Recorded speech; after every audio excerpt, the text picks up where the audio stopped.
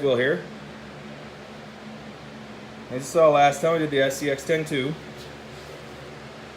and I told you that I would do my Losi next. It still broke. I did have the FID Racing electric start on here. Unfortunately, with that, my ESC burned up on that as well. Apparently ESCs just don't like me. But they are taking care of me, sending me a new one. Should be here within the next couple days. And as you can see, I beat the crap out of this thing. I've jumped it on my road out here in front of my house. I actually have a little track in my backyard, and well, kind of got a little distracted and sent it through the fence. I really messed up this corner of it. I mean, it's all the way back into here. Rolled it on the road a few times. She's gone through hell, and about the only thing I've actually had happen to this thing was, well, the motor died. And that was my fault. I thought it'd be a good idea to get a cheaper air filter, and unfortunately it was a bad idea. Don't skip on your air filters, whatever you do, because I sucked in a lot of dirt and a lot of water and wound up destroying my motor. Alright, let's get the body off of this. Maybe.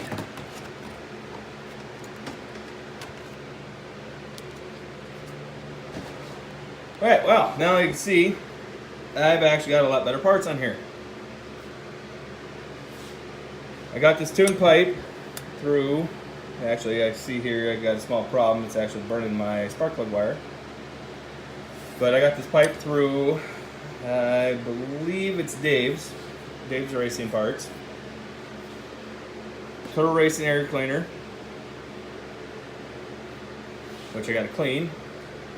More Turtle Racing. I believe, I can't remember what brand of clutch bell I have on here. But the big thing is, I have an O'Neill Brothers racing motor. This is the 34cc full mod.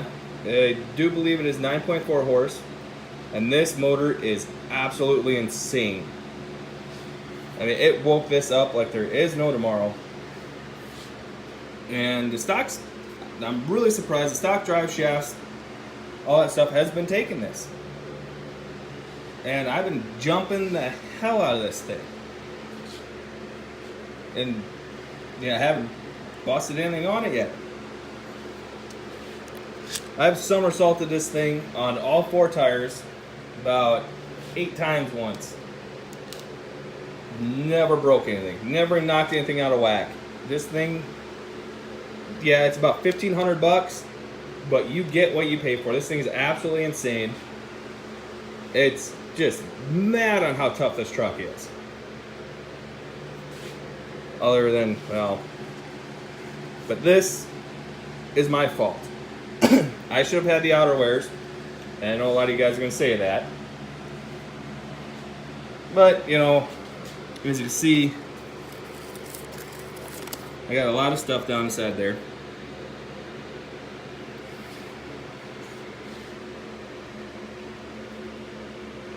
Well, looks like I'm missing a bolt here too, which is actually, yep, that's why my spark plug wire got burned. And that's another thing. Make sure you Loctite stuff. Because now that I'm thinking about it, I don't think I Loctited that. And it's gone. Actually, I can almost take the pipe off. Which is my fault. See, if I put that up where it's supposed to be, as you can see, then it doesn't touch. So that, yep, that is my fault. And I'm gonna own it. I did it.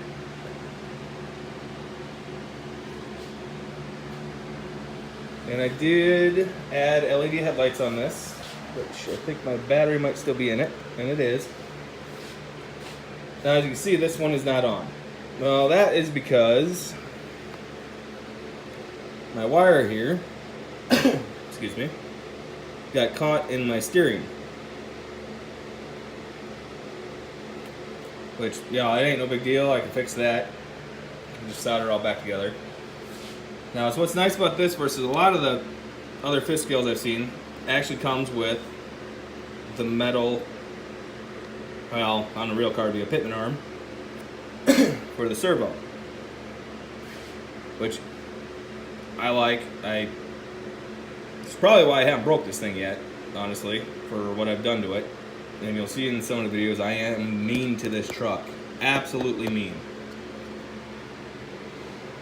Looks like I gotta do some cleaning out here. Kind of haven't been on my track for a while, so the grass have kind of taken over it. Now, if you're wondering why I had these drilled here, this is actually where I originally had my LiPo batteries zip tied to for my FID starter. And now I can't have them there because there's not enough room. Because the new exhaust. The old exhaust came around and just dumped out over here, which is actually hanging right there on the ceiling.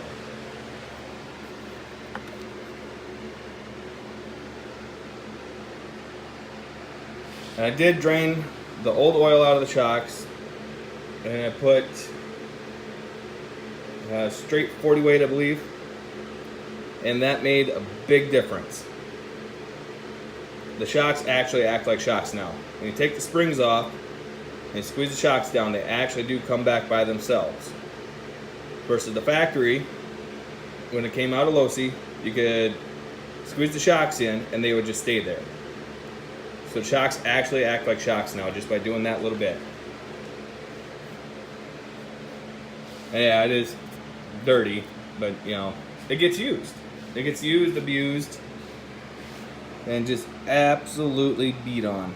Really, really bad. But if you're into fifth scale trucks and you don't have one of these, I really suggest getting one. If it's going to be your first one, this is what I suggest, because you can beat the crap out of this. I cannot stress enough how much you can beat the crap out of this thing. If you guys ever seen RC Sparks, he jumps one of these. I mean, it's got to be at least 25 feet in the air. And all he's ever broke on his was this right here. Which they do make aluminum skid plates for this. As you can see, mine has taken the beating as well. But that's because one of the main places I jumped this out on is on my road, which is a pink rock road, and well, we all know how pink rock is. It chews the hell out of everything. But other than my motor, I have not had any issues with this. And the motor was my fault. So now, like the Red Cat here, yes, this is a cheaper one. The steering servo is actually crap. I think this thing's maybe 2 or 3 months old. Bought towards the end of winter time. And the steering servo is already wore out. It barely turns. As you can see, it doesn't even sound right when you're turning it. Now the other complaint that I have about this, I mean, don't get me wrong, this is a pretty good starter rig for being, I think it's like $600. The body. There is absolutely no flex to this body before it breaks. And the other thing that you're going to have to upgrade right away is your A-arms here. We barely hit a wall with this and busted the A-arm all the crap. So we upgraded this to the aluminum ones, and we haven't had a problem with it since. And I mean, just like my Losi, we beat the snot out of this thing, and everything else is held up. This thing usually fires up on the first pull. And if you're wondering what this is actually the factory part from back here on this Losi DBXL. We actually found out that the struts are the same width as the frame holes on the Losi DBXL. And just by putting this on here, because we had spares, stopped the struts from twisting. And it worked out pretty good. I mean, it was just a quick, cheap fix for parts that we have for another rig. And I mean, it's gone out pretty good. I mean, the brakes, yeah, we gotta do some work on the brakes. Now, it's what I find funny. This one comes with a 30cc motor, and it's not really all that quick, which could be gear ratio. I haven't really looked into it. We did upgrade the clutch on this, and it did make a difference, but it's still kind of slow. Or versus this one is, I think it's a 23cc. Don't quote me on it. I can't remember. This one is actually my brother's.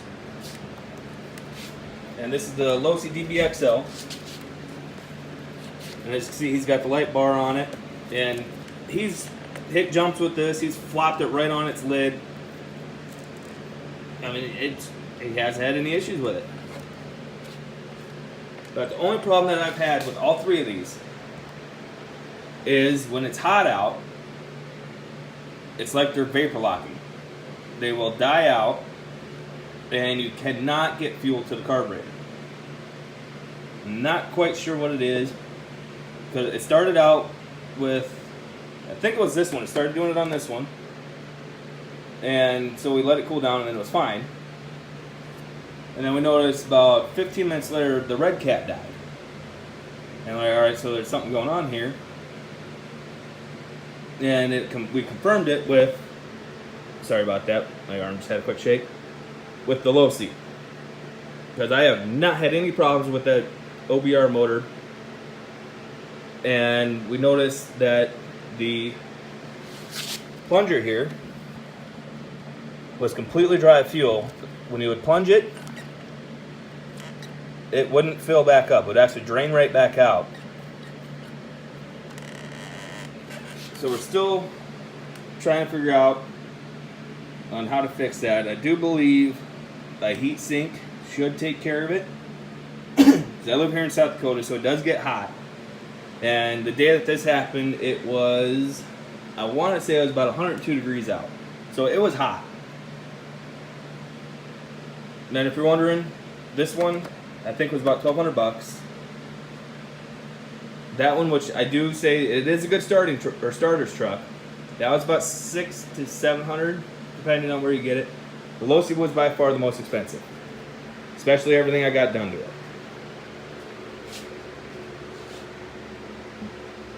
And the stock motor on this was a 29cc. It was still pretty quick for being stock, you know. But I'm just one of those people. If it's stock, it sucks. It doesn't matter how fast it is. If I can make it faster, I'm going to make it faster. And I know OBR has way better motors. You know, I think they go up to 67 cc's, if I remember right. Can't quite remember. But the guy I talked to there is Sean. He's absolutely badass. I had questions for him, and he emailed me back immediately. Now, I will tell you this. When you order your motor, especially the full mods, there is a week leeway. Because they will assemble your motor. It's not one of those where it's just sitting on the shelf waiting for somebody to buy it. They actually have to assemble the motor. This is a reed valve motor as well. And it's just, I'm absolutely just in love with this. I mean, billet case, you can see that. The head's been ported. No, this thing is stupid quick for what it is. But this is I think it's like 40 or 45 pound RC.